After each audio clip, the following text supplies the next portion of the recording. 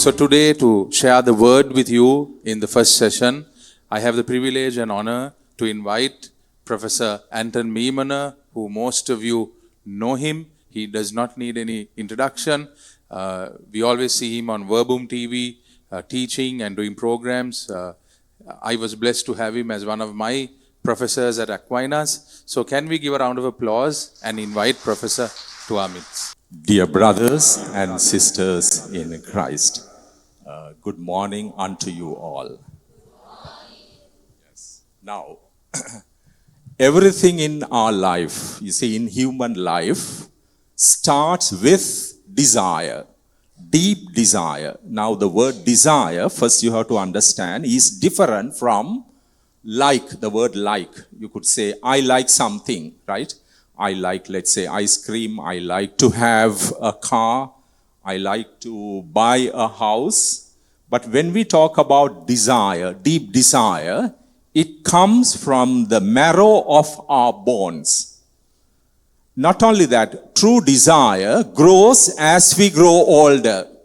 Could you follow me? True desire, deep desire should grow, should become bigger and greater and profounder as we grow older.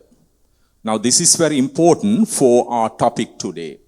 Now, let us take a very simple example. Let's take, there is a young boy who would like to be a medical doctor one day, right? Of course, as children, do you remember when you were small? How many years ago? I would not ask, right? When you are small, let's say in the 17th century, 16th century maybe, right?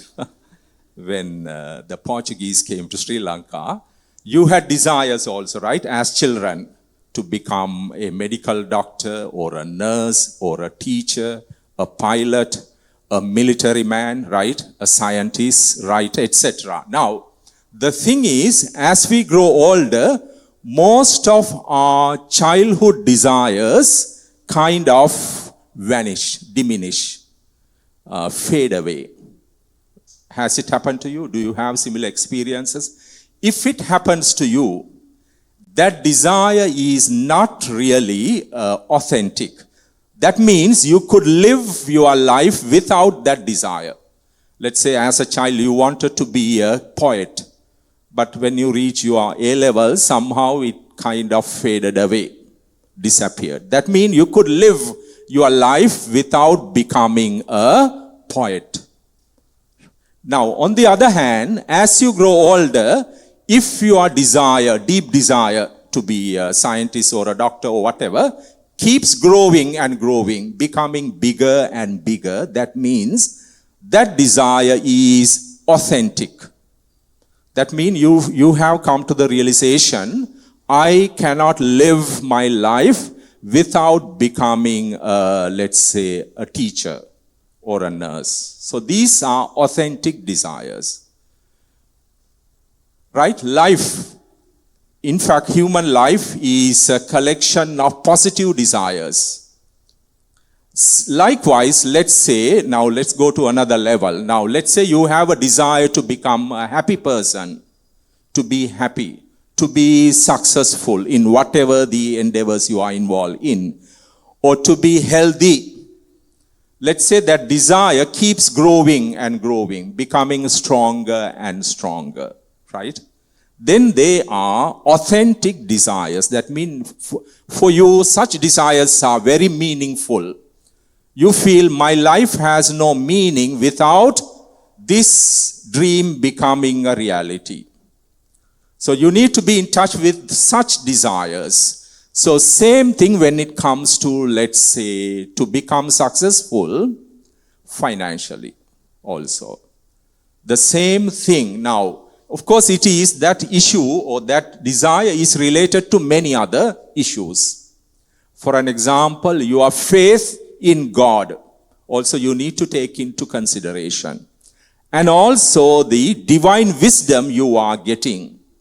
There's a very good passage in the letter of James, St. James. You could read it, chapter 1, I think, verse 2 or 3. It says, if you lack wisdom, if any of you lacks wisdom, pray to God. Right? Now, it's not only wisdom. Anything could be replaced there. Let's say you lack, for an example, patience. You are very hot-tempered, like I'm sure some of you are, right? I also have some family members who are like that. Right? Then you need to ask for patience from God. Right? Lord, give me patience. Then you will see, you could experience this, you could recognize this. As you live your life, you are becoming more and more patient. Because you are desiring it deep from the marrow of your bones. You are desiring. Let's say you lack honesty. Then you need to ask for honesty. Right? Make me a very honest person. And then eventually, you could observe yourself, you are telling less and fewer lies as you go through your life. Let's say you lack humility, for an example. You are a very proud person, proud in the negative sense of the word, negatively. Then you need to ask for humility. To give you humility, then you will encounter moments where you need to practice humility. Like, let's say, this has happened to me. You take a bus, right? Let's say from Negombo to Colombo, and then after you get onto the bus, you discover you lack money. Let's say it's 150 rupees, you have only 140. So what are you going to do? You have to talk to the conductor, which I have done. And then, of course, you cannot be very proud. You have to little bit, at least pretend to be very humble and very helpless. Some conductors would understand, and then they will issue a ticket, right, for 140, but the its real worth is 150, like that. That's an opportunity for you to practice true, deep humility. So God will provide you with such opportunities. So now, when it comes to anything you lack in your character, what do we call? Character traits. Patience, honesty, humility, wisdom, the capacity to forgive, right? And the capacity to understand other people from their perspective, not from my own perspective, but from their own perspective, right? And also the gift of faith. We will focus a bit more on that later. And the gift of hope and kindness and love and mercy, etc. Any of these character traits, if you lack, there is a solution.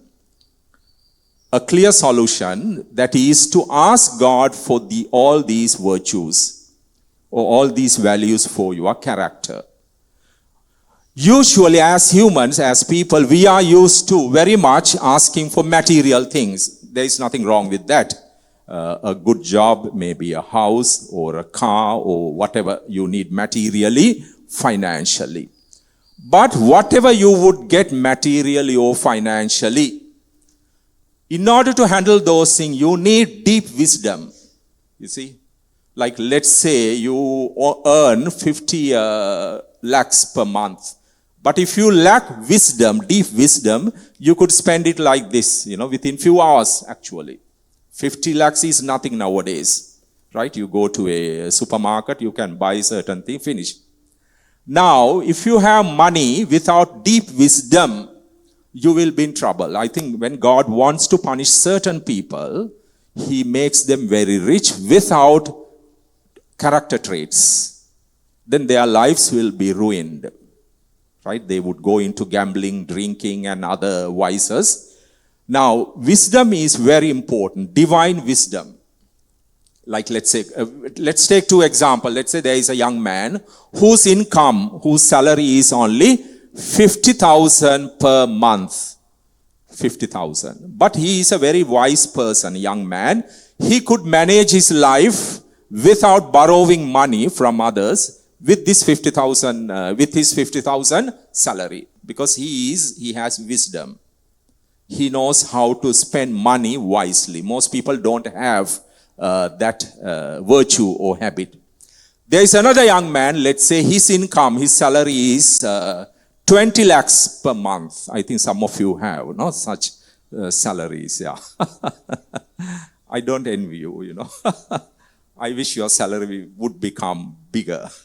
Now, let's say the other young man would receive a 20 lakhs salary. Right? But he has no wisdom, deep wisdom. He would be spending and then wasting his money within few days. And then he would borrow money from his friends, from banks and others. And then again he has to pay when he receives his next salary, right? Next month. And again he's used to this lavish lifestyle. He would again waste his money. Can you see that? Now, let's say that the other man who is indebted now is praying to God, to somehow asking God to solve his financial problems. God may not help him, because what he needs is not more and more money or a bigger salary increase. What he needs is true wisdom in order to spend his salary or the money he earns wisely and prudently. Can you see? Material things without wisdom, without faith, eventually could contribute to your ruin, could destroy your life and your reputation. On the other hand, let's say the other young man, although he is receiving, I said how much? 50,000. But he knows how to manage it. And not only that, the way he handles his financial gains will be very pleasing to God also. Right? God would be very impressed with this young man's creativity when it comes to spending his meager salary. Did you see that? So now, when it comes to financial management or material gains, very important, the heart of the matter is the kind of character you have, the kind of the person you are. So that's the most crucial thing. Because money is a neutral thing. Money has no intelligence. It depends upon the person who is earning and spending. You see, money is a neutral thing. It could even become some psychologists would say, a fetish. A fetish means something you worship, something that has taken the place of God. So money is always an instrument. Remember when Jesus said, you cannot serve two masters. Abba and Meemana, actually the Aramaic word he used there. In English Bibles, it is translated as money or wealth, right, or properties. But Meemana, he's not saying you should not have money. Jesus never said that. In fact, he encouraged people to pay taxes. The word there is, you cannot serve two masters. Money we don't serve. Money is a servant, not a master. Our master is God. We serve God. We use money to get things done, right? You need some money to go through life. But if these priorities get kind of, twisted, you will be in trouble. Then your God becomes Meemana, right? And then you worship Meemana. You try to use God for your needs. You remember God when you have problems. You run to him and pray when you get sick, when you have some difficulties. But the real God you worship is Meemana. Now, Meemana means, it's an Aramaic word. It means not simply having some money. No, we need money, of course, in the modern world. But what money could do to our heart. Because sometimes when we have some money, we develop a desire to get more. Right? Kind of a attachment to it. Then by any means, you want to become richer and richer and richer. You don't think of any morality, any virtue, any spirituality. Now, can you see? Money is destroying you. So that's the meaning of Meemana. How it could corrupt your heart. How you could become a very corrupt person, very violent person, very selfish person because of the money you have or money you are dreaming to earn one day. Right? So we should never allow it to happen. Money is a servant. Our master is God. That's why he's saying, you cannot serve two masters. We serve God, and then money is a servant. We make use of it in order to go through life and to meet other necessities. That's all. So this is very crucial. This idea, this truth about us is very crucial. Right. Now, a little bit about, again, the character traits. Now, if you lack some of these, you need to figure it out. You see, each person has some issues with certain character traits. For an example, some people are having a big problem with anger. That's the issue they had been dealing with or suffering from, anger. They have anger issues. Then you need to ask God to take away anger, to give you patience. Some people have a problem with jealousy, intensely jealous of other people's success. Right? If it is your major weakness or the major vice, then you have to focus more on that. Because no matter what you have materially, that vice could be a hindrance for you to be truly happy. So you need to know your weakness, your vice, right? Or the issue, the inner issue you had been struggling with, right? So another person can help you, but you need to figure it out by yourself in all honesty in front of God. Because that can really destroy you, kill you, eat you up. Right? Some people have, sometimes, they are too naive. In a certain innocence mixed with stupidity. I have seen that with some people. They are so too kind-hearted. Sometimes they cannot detect that other people are taking advantage over them. Now, it doesn't mean we should not be helping people. We must, but we need to be aware. That awareness we receive from the Holy Spirit. If someone is trying to fool you, let's say your children are trying to fool you and trying to get some money, you should be able to detect it. Especially in a country like Sri Lanka, you will not be able to live if you don't have that, right, Sherlock Holmes instinct. Right? It's a gift. It's not being cunning.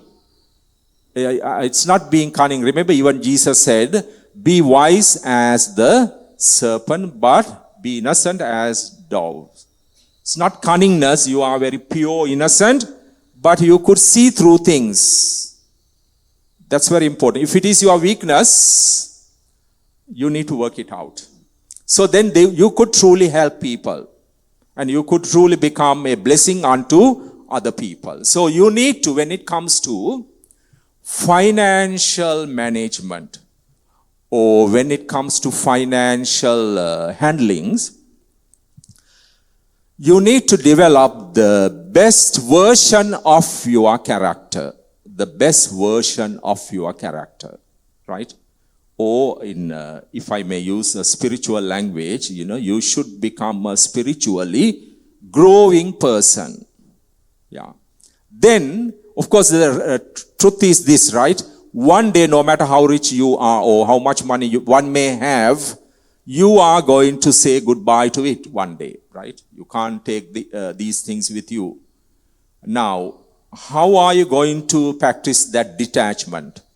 If you don't have a magnanimous, a great character, right? It will be very difficult then for you to part ways from whatever you have earned and gained and then developed, right?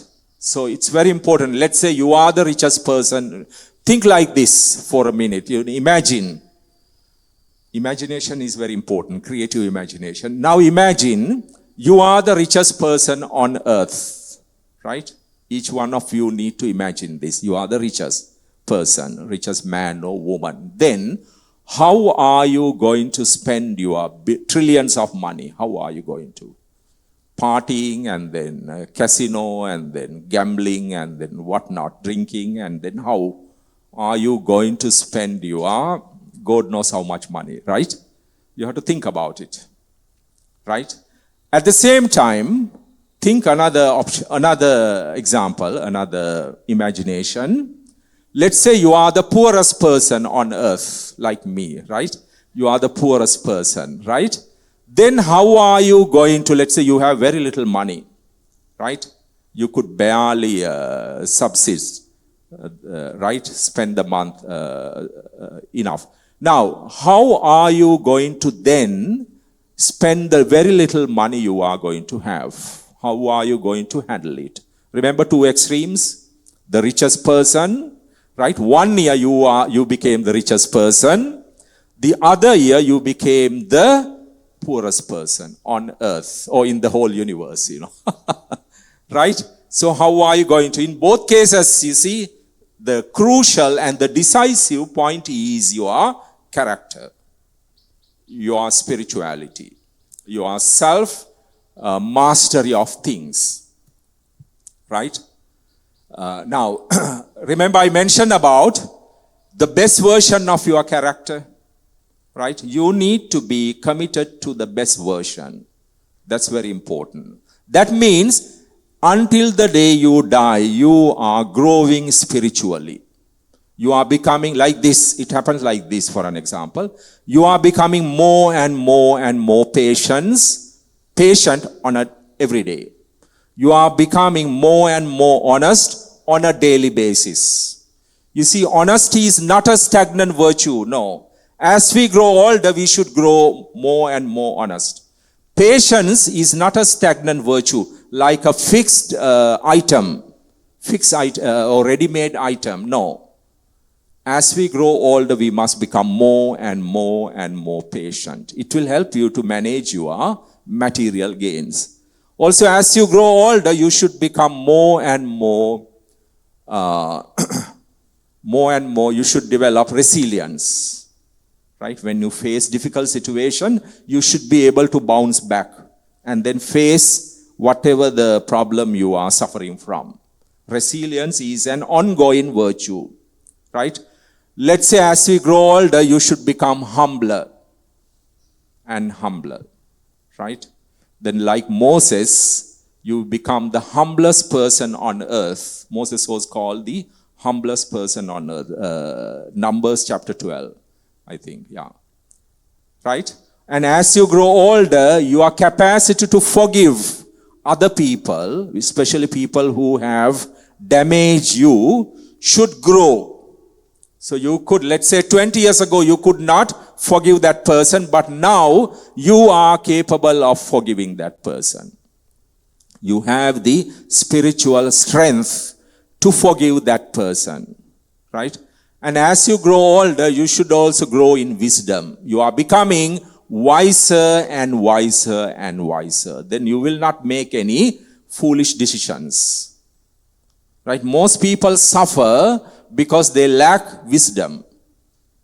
They make, foolish decisions, destructive decisions, even though they may be very educated, they may be very wealthy, but they lack wisdom and they suffer the consequences. Right? So wisdom is not a stagnant virtue or a fixed entity. It should grow as you grow older. And also, let's say the kindness you have. And you should also become kinder and kinder and kinder. Until when? Until the day you die. 1,000 years from now, perhaps. Right? Yeah. And also the capacity to understand other people and the situations of other people. It doesn't mean you have to agree with other people. Understanding does not necessarily mean you need to agree, no, but you need to understand. Like, let's say you have a friend who is a drug addict or an alcoholic. We need to understand that person with sympathy as to why he or she became an addict. You don't need to agree with his addiction, but you need to understand him or her with sympathy, with deep sympathy. Then only you could help the person. Right? You know the history behind this addiction, or his anger, or his resentment, etc. So all these virtues I mentioned, we call them actually gospel virtues. These are the virtues or the qualities Jesus had. So we also need to cultivate them. As we grow older, we should also grow in these virtues, but It's not something we do for ourselves alone. No, we need the help of God. So when we pray, when we ask for our material needs, we should also ask for the virtues we need for our character, for our personality. Then you know how to manage whatever you have materially. Right? You will handle them in such a manner that will be very pleasing to God. Now, when it comes to material goods, Catholic Church, moral theology has two basic teachings, two basic insights that's very important. One is the means you use should be just. I mean, you can also sell drugs, right? You can also become a serial killer and become a billionaire, right? The means you use to earn something should be just. It could not create more problems. That's very important, right? Now, let's say I am trying to solve my financial problem, but in the process I am creating more problems for other people. Then that is not pleasing to God. Not only that, it is against the virtue of justice. So that's very important. One, you need to do a little soul searching. The way I have been earning, or I have been making money, could I say, to the best of the voice of my conscience, can I be happy? Can I be content about it? That's one. The other thing is, when it comes to material goods, there are limits, serious limits. Like, let's say you are alone. You don't need 10 houses, right? There are people like that, alone, not even married, but about 10 houses. What are you going to do? Right? You can donate 9 of them to this divine retreat center, right? Right? If you need it, let's say you like to do some projects, some charity work, no problem. But for the sake of maintaining them, for the sake or whatever the little kicks you get, can be problematic because you lose your inner freedom. You are not free, This became very clear. I knew a rich person in my area. I grew up in Kalutara area. Originally, I am from Kalutara. He could be considered as the richest man. He's a Catholic. When I was doing my advanced level, I taught his 3 children, 1 daughter, 2 sons. I used to give them some classes. When I returned to Sri Lanka a few years ago, after 21 years, I returned to Sri Lanka and I went to visit him. What he told me, it really surprised me. He said, Anton, I cannot sleep at night. I asked why. Because, he has so many businesses, many factories. He also has these trawlers, ships, fishing, I think about 25 of them. He said, my mind is like, the Sinhala word, yakage kamhala, right? Yakage kamhala. How do you put it in is the devil's workshop. Oh. Yeah, is that where you live these days? No. Right?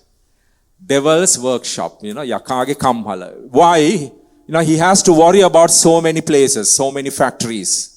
Whether the manager is stealing money, whether they are doing all right, whether there would be a strike tomorrow of some workers demanding salary increase, etc. So many business ventures he has, he's not at peace. He told me he cannot sleep at night. He has to take sleeping tablets. Because so many, he has a lot of money. He has a house like a ship, actual, big house and everything. And after I met him, about a month or 2, he died. All of a sudden. I was also surprised, he had all the money for his medical checkups. He would go abroad, but somehow he died. Even without leaving a will for his children. Now there are problems among the children. They have a lot of properties, how to divide, because father had no any will. Because he never expected to die at that age. He was relatively young, I think. He could have been in his late 50s when I met him. Did you see that? He had all the money in Sri Lanka, but could not even sleep. So then I realized, oh my God, I would not want to be this rich, and then I would rather be very poor and then sleep under a coconut tree right? Sleep soundly, right? So the thing is, it doesn't mean, you cannot go to the other extreme. You cannot say, therefore, give up everything. No. You need to know your limits, right? And also he had, of course, when he started his business, I knew he had some problematic business practices also. Because he had his own gang, and then he's also a strong man, very tall and very well-built. Kind of a thug also at the beginning. Later on, he became very he acquired this gentleman persona, but at the very beginning, he had some problematic business practices. I knew about it. But somehow, then, there is a deep lesson for us. Yeah. So it's okay to handle all these things. Of course, we need very good businessmen. This world needs very honest business people with integrity. At the same time, we need to live our day-to-day life in a peaceful manner, in a meaningful manner. What happened to him? He had all the money, but he could not even sleep, and then he died. So if you reflect upon it, so what is the meaning of it all? Right? So that is why we need to strike a proper balance. The balance is in your character, especially in your faith in God. So that's very important, your relationship. Now, faith is also, as I said earlier, is not a fixed entity, stagnant thing. As we grow older, our faith in God should also grow bigger and bigger and bigger. It means, as you grow older, you should get closer and closer and closer to God. Right? Then as you grow in faith, you will not worry about the future. They are interconnected. Remember, Jesus asked the question when after calming the storm, he asked two questions from his disciples. Where is your faith? Why were you afraid? They were afraid. Why they were afraid? Because they lacked faith. So where is your faith? Why were you afraid? Can you follow it? You have to understand this experientially. Now, the more you trust, the less you worry. Whether you have money or not. Even if you have money, some people worry, right? Even if they have money, they worry what will happen to my money, and then whether it will be taken, whether my businesses would go bankrupt, etc. So the more you trust, the less you worry. The opposite of it also true. The less we trust, what will happen? The more we worry. Is it not the case? You have to figure this out experientially. Right? Lack of faith in God leads to more anxiety, more angst. Even though you may be very well off, still there is something missing, something restless in you, like that gentleman in my place. Right? He had everything, but there was something missing. He could not even sleep peacefully at night. Right? I would not give up that privilege, even for all the money in the world, because I enjoy sleeping. Right? Yes, it's therapeutic, It's an experience of healing, actually. During the Second World War, they recommended to the soldiers also in the Allied forces. Yeah. When they have trouble, the Supreme Commander, Dwight D. Eisenhower, General Eisenhower recommended, okay, you have a rest. Yeah, and things will be okay. You have the perspective then. Anyway, so, right?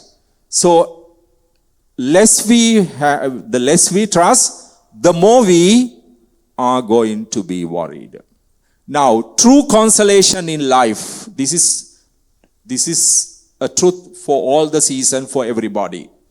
The true consolation in life comes from faith in God. Right? Whether you have all the things in life or not, ultimately the true consolation comes from deep faith in God. As I said, as you grow older, you should also grow in faith. Then you will worry less and less and less. about this and that, it will not affect you. Right? So if you lack faith now, the same solution, ask God. If you feel there are moments you distrust, you become very anxious, you begin to question everything, including God, that's all right. See, you should not be feeling bad about it. Ask God for the gift of faith. It's a gift we receive from God. Right? Then you will see, as your faith becomes stronger, you become more stable spiritually. Fewer worries about life. You worry less and less and less. Now you need to do this. You need to live this out. Then you will know. That consolation you will not get from anything else. Like for an example, let's say, if I have a good salary, of course it gives me some security, naturally. But it's temporary. Because I might lose my job, right? My business might go bankrupt. The institution I work with or the school I work with, they might go bankrupt and they have to close it down. Anything could happen. With regard to our material securities, anything could happen. Or someone could steal things. Your things will be stolen. It can happen also, right? Sometimes banks go bankrupt, right? Let's say you have a big fixed deposit, right? 100 billion, and then the bank declared bankruptcy. What are you going to do? Right? Of course, you could file a case, but it will take time and it's another mess, right? So from material things, we get some consolation. That is true. But they will not last long. The ultimate consolation comes from God because you are not going to lose that relationship. Let's say your relationship with your laptop or with your car or with your house will be terminated when you die. That will be the end. But not the relationship with God. The only permanent thing in the world is God. The only permanent thing. Could you name any other permanent thing as permanent as God? Your husband, wife, what you have? Anything? I like to know. Right now, the only permanent thing. So why, if you are a wise person, if you are a wise woman or a man, you should be clinging on to something that will not change. That is permanent. That is eternal. Right? That's the mark of a wise person. Other things, they come and go. They appear and disappear. Even our friends. Of course, we need good friends. But even like my best friend is not in Sri Lanka. He's settled in Australia, you see. Yeah. Like that. So friends also, they come and go. But the only permanent thing is your faith in God. Now, another thing, as you grow older in faith, you receive a lot of self-confidence. You see, they go together. If you lack faith in God, that means you have a very poor sense of self-worth. Because as you grow in faith, God will increase your self-confidence. It's not coming from yourself, it's come from Him, it is coming from God. He is raising your level of self-worth. Even though other people may not give you that validity, other people may not appreciate you or recognize you, it can hurt you, of course, it can be painful, but you know there is someone who validates me, right? Who loves me unconditionally, who accepts me unconditionally. So that's self-validating. Sense of self-worth comes from God. Because people have shifting opinions about you. Sometimes they would appreciate you, sometimes they would say all kind of nasty things, right? You can't rely on them, there are honest people always, of course. But some other people we do not know. But with regard to God, it's different. Therefore, you should look at yourself the way God looks at you. You should appropriate God's perspective. You must learn to love and appreciate and accept yourself the way God accepts you. Then you could do justice to whatever you have materially. Because then you know Your worth, sense of self-worth does not depend on those things. They are instruments, they are servants. You need them, that's all. But if you lose them, if your business goes bankrupt, you would lose nothing of your dignity and your sense of self-worth or your importance. Could you follow me? Now, this is not a lesson. This is something you need to live out in your day-to-day life. Then, in spite of whatever you have or whatever you are going to have in the future, materially, financially, you could remain very humble. Yeah.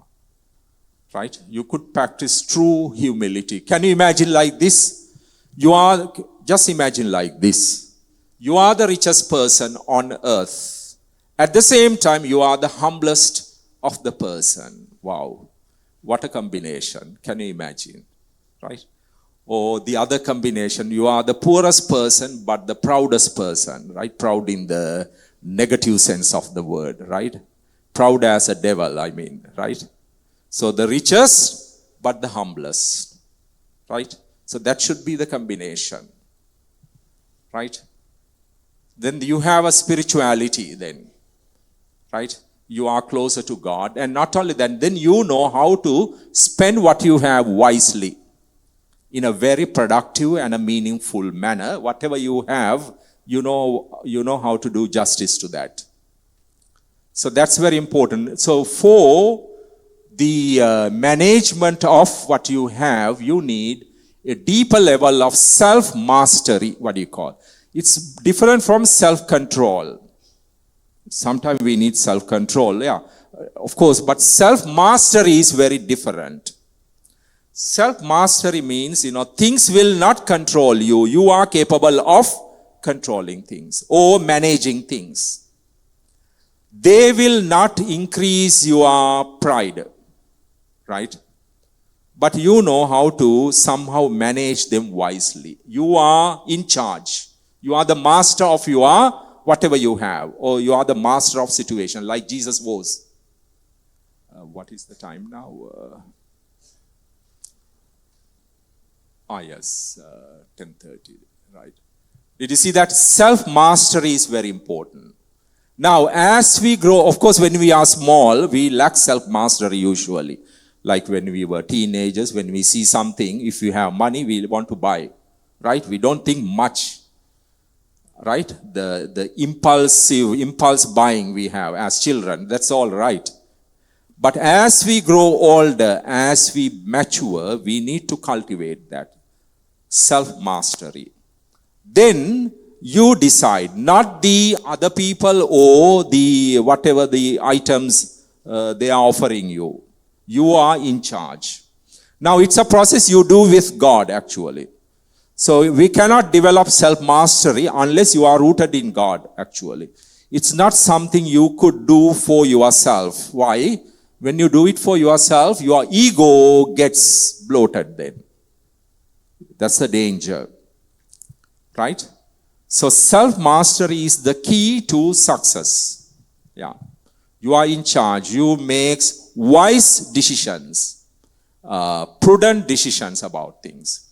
Now, why do we regret sometime? Even though we have a lot of material things, why do you regret? Most of the time the reason is we make blunders, wrong decisions. Let's say you bought a land and later you discovered, there is a huge rock. This had happened to a friend of mine, someone I know, over 200 acres, but no water. Later they discovered. They were cheated. It's very common here, as you know, right? So then you regret, you spend how many millions for that. So it's not productive at all. You see, blunder. Right? So then, the greater your self-mastery, the greater your inner happiness. You see, in order to become truly happy with what you have, you need that self-mastery. Self-discipline you need. In other words, the holiness. How do I put it? Let's put the deeper your holiness, the greater your happiness, actually. It's always, your happiness is always in proportion to your holiness. They go together. It's not in proportion to what you have or how much you have gained. No. Right? If it is the case, the happiest person on earth should be the richest person or the richest people, but they are not necessarily the happiest. There are happy people, of course, amongst them, but not necessarily. Could you follow me? Yeah. So your inner happiness, right? Your inner joy is always in proportion to your holiness. They go together. You can never be happy unless you are holy. Some people pretend, let's say there are very corrupt people, leaders, they pretend, we also think, they are very happy. They have big houses, flashy cars, etc. Their children are studying abroad, etc. But it's not the case. Unless you have a pure heart, clean interiority, you could really experience the joy. No. They are just pretending. Right? Because true happiness is an inside job, ultimately. It does not come from outside things. It's an inside condition. So it's a matter of your spiritual growth. Yeah. Matter of your growing spiritual maturity. So that is the key to anything we do or any successful story in life, in the world. So always that's the most important, because that thing, that inner joy I mentioned, you would never lose, no matter what. Even when you die, you are going to take it with you. Other things, I don't know whether you have a special way of taking whatever you have, but other things you have to live, right, on earth. That thing will remain with you eternally. Yeah, so it's an eternal, joy is an eternal thing. It's like love. You see, the language of love, you know this, especially the married ones, even unmarried ones. The language of love is always eternal, right? Like when you promise your boyfriend, girlfriend, husband, wife to be, you would say, I would love you forever, always. Right? The language of love is always is the language of eternity. It should be. If you tell your partner, well, I will love you until the end of this year, I don't think he or she will be happy. Right? I could promise you, this year I will love you, next year I have to think. Let's say he's very honest, that person is very honest. He would say, well, so I could promise you this much, I don't think you would be very happy. Right? Any husband, any wife, any girlfriend, boyfriend, father, mother, I don't think, or children, right? So it's even though sometimes we don't mean, but we have to say it eternally. Same thing, interior joy.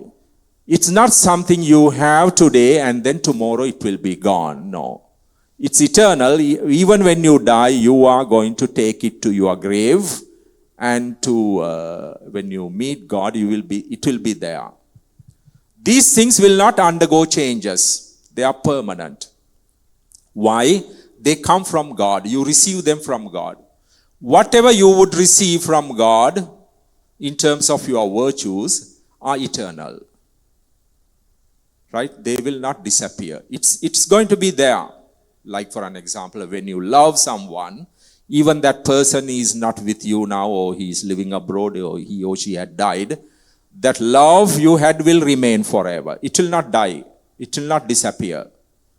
It's there in your heart, even though the person is not there visibly. Right? Whatever the love you had, it is going to be there forever. You see, that's the nature of these things. Spiritual virtues are eternal. So we need to cultivate them in our mundane, day-to-day financial and material endeavors. Yeah. Because the spiritual things are eternal, material things are temporary, ad hoc. So when we manage material things, we need to cultivate a deep spirituality. If not, you will be in trouble. Now, can you not see, sometimes when we have in a country leaders or big businessmen who are not spiritual, there will be chaos then. Because these are spiritual realities, but people are trying to manage them like running a country is a spiritual practice.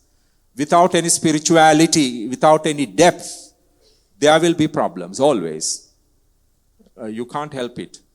It's unavoidable, right? That's why any economist should have a spirituality, right? Any politician should have a deep spirituality. Any successful businessman should have a spirituality. Any scientist, any philosopher, intellectual, right? Because you see, the spirit means the very depth of the matter. The very depth of the material things is the spirit. So these are ultimately spiritual realms, spiritual issues. Right? If you have workers, how you are going to deal with them, how you are going to relate to them, talk to them, it matters. Right? It shows who you are, the kind of person you are. So keep that in your mind. Everything, every mundane thing in the world has a spiritual dimension. Or like the Cardinal Newman, right? Saint Cardinal Newman would say, everything has a theological dimension. Everything.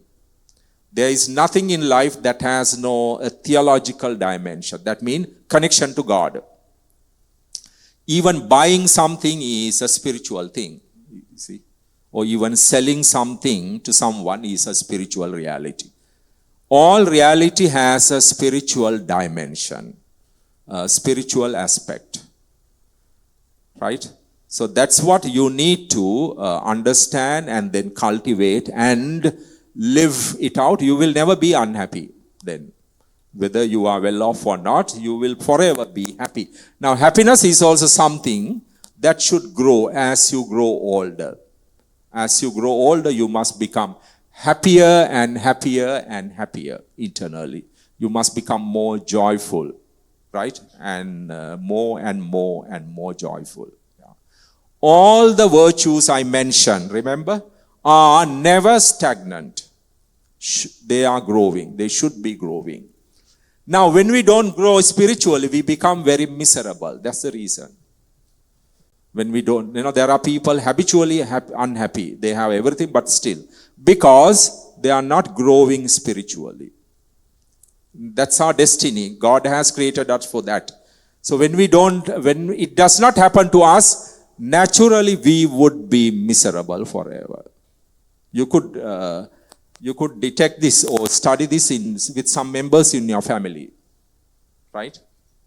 If there are members who are unhappy, who are in misery, no matter how much they have, you could somehow read their lives and you could recognize they are not growing spiritually. They don't have a spiritual dimension to their life. That's the reason. It's not because they lack money or they lack other material things. Even if you give them all the money in the world, they will still be miserable. Yeah. It's not lack of those things. That's not the real reason. So we should not be following that track, that path, right? So we should have that higher purpose for our life. That's very important. So I need to cultivate my best version. So when you die, why it is important? That's what you are going to offer to God, your best version. Because you see, you can't offer what you have earned. God is not interested in that. You cannot offer your university degrees, your diplomas, or whatever the other skills. They are needed here on earth. But what are you going to give to God? Your O-level certificate? He's not interested in it. Your degree from Aquinas or universities? No. Of course, we need degrees, but God is not interested in. Or any other thing, your properties, anything? No. Ultimately, He will be interested in you, the kind of person you have become as a result of living your life 70, 60, 80 years here on earth. Yeah. The kind of, whether you have become a work of art or not, that's what He's going to be interested in. In other words, the quality of your life. Right? The quality of your life. Now, if you take Jesus, what did he have materially?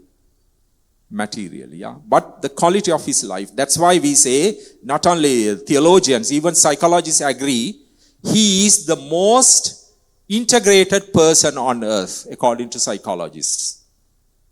They are not necessarily believers or Christians, some of these psychologists, but they recognize no one had in history such personal integration, such character traits. No one. So how did he achieve that? He didn't have materially anything. We have, right? So that's the ultimate thing God is interested in, and that is what you are going to offer him. Your character. Saints are like that, you see. Who are they? Saints mean great personality, great characters, magnanimous characters, right? They were not necessarily very educated or very brilliant or successful, no, right? The character traits they had. They became another Christs, right? Christ-like figures. So that is the gift you are going to offer him when you die. Other things are good, all right, God will appreciate, but God is not interested in them. Because he created, only us he created with his image and the likeness. He has not created anything else. Like laptops, cars, he has not created them with his image and the likeness. No, us. Yeah. So have you now, if you look at your life so far, can you be happy about your spiritual growth so far? Right? Of course, we, sometimes we evaluate how much we have earned, what we have learned, what we have somehow gained, etc. That's all right. But can you be happy with the character you have cultivated? Can you be truly contented with the spiritual growth you have acquired so far? What do you think? What do you think, spiritually mature people, Yeah. So you need to answer that question. You need to take a very good look at yourself, your interior life, your inner life, and then be honest about it. And if you feel there are shortcomings, you could begin it again from now on. Other things actually you could forgo and forgive. If you had not finished your university degree, when you reach your old age, you could forgive somehow yourself. Right? Or if you never had a car or whatever, you are not going to have much regrets about it. No. But if you had never been happy, if you have not loved your friends, family members, that's the greatest regret we are going to have when we reach our last moment. Right? This realization that I have not loved properly. That's the deepest regret in life. Not I have not earned another university degree, or I had not bought another car, or built another house, although they are necessary. No. Ultimate regrets come from not loving others. Yeah. I know this by experience. I have worked with dying people. When I was in the Philippines, we had a psychology program, being with them last moment. It's very painful. Some of them are super rich. They never talk about wealth, other thing at the last moments. At the last moment, it's about whether they had been good fathers, good mothers, whether they had been kind, sensitive, loving, and generous, forgiving. Those are the issues. Yeah. So then if you have been like that, you could die peacefully. If not, they die in a miserable situations. Yeah. Right? So you need to see your character, your spiritual growth so far. Right? The kind of person you have become so far in your life. Now it is time to change. Then you become successful in other endeavors also. Yeah. Because the spiritual growth is the difficult thing, most difficult thing. You could become a good politician. There had been great leaders in our world, great leaders, but very poor fathers, very poor and failed husbands. And there had been great artists, great actors, absolutely failures. When it comes to loving their art, like one, I don't want to mention his name, one famous Hollywood actor, very famous, right? He had 5 children, all of them became drug addicts. All of them. You see, they were in rehabilitation. But he's very famous, he's a billionaire, brilliant actor, brilliant filmmaker, you see. So what's the point? Yeah. But as a father, he was a failure. Yeah. Did you see that? You could become a very good actor, actress, politician, businessman, scientist, poet, philosophers, but not a loving person. It's the most difficult thing. It's the most difficult thing to be truly loving and caring and sensitive. Yeah. So when you develop those virtues, other things become easier. Yeah, no game, Right? So this is the most difficult thing. In my experience also, as a Christian, to me, number one thing, loving my enemies for me. So I always ask God for grace. It's the most difficult virtue. Other things, nothing compared to that. So if I could somehow grow up to that level to live it out, yeah, that's it. That's the heart of the matter to me. How to become a loving person. It's the most difficult thing. Right? Other things are, compared to that, is manageable. Yeah, under control. Yeah. So the spiritual growth is the most important, crucial thing in our lives. Then you become a successful person naturally. Yeah. Then you have real wisdom then to manage whatever you have. Or if you lack, let's say, your income, you know how to increase it. Yeah, because you have true wisdom, true self-discipline, right? True humility, patience, all these virtues. Yeah. So you become a saintly businessman or a business woman, a saintly politician, right? We need them more and more in Sri Lanka, right? A saintly scientist, a saintly teacher, nurse, doctor, lawyer, military person, etc. It's the character, you see, ultimately. Right? So think about these things, reflect upon it, and then also Holy Spirit will guide you for further insights. Yeah. Right? So think about what we discussed in a reflective manner. Yeah. Then you will see the truth, and then you will begin to live it out, and then become a happy person, a joyful person. Thank you very much. May God bless you all. Thanks. Thank you very much. Yeah.